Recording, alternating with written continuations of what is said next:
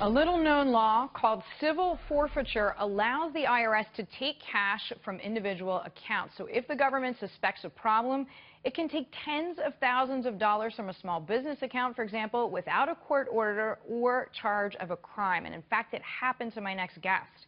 With me now, farmer and South Mountain Creamery owner, Randy Sowers. Randy, welcome. Why did your business get flagged by the IRS? We do a lot of farmers markets, have a store on the farm where we take in a lot of cash, and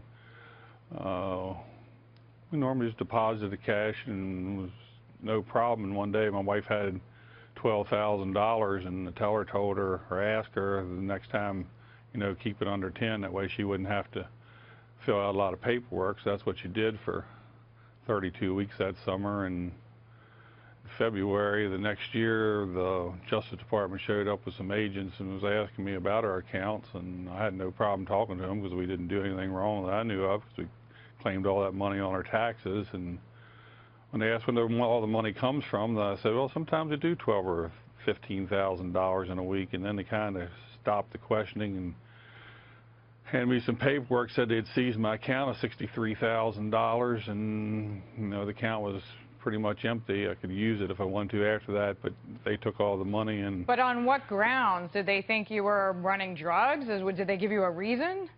Well, the agent said, just looking around there at the farm, they knew I was a farmer and I wasn't a criminal, but since it'd gone this far, I'd have to follow it through the system.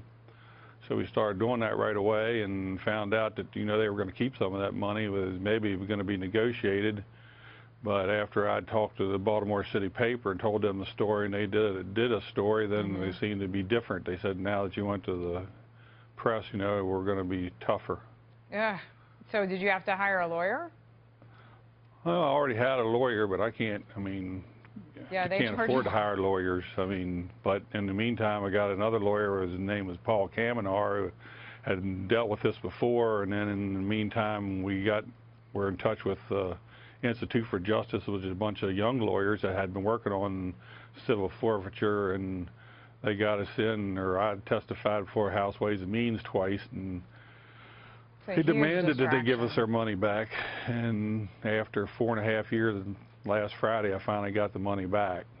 All right, that's what we wanted to hear, Randy. After 4.5 years, I'm sorry it took that long, but you do have your money back, all of it. I have the money back, but in the meantime, everybody told me if I fought the government, they'd probably just send some other agency in. Now I got the Department of Labor there. And they're telling me I'm not a farm anymore. Well, will you come back and tell us about this second challenge? We're glad you got through the first one, but come back. Sure. All right, sir. Good luck.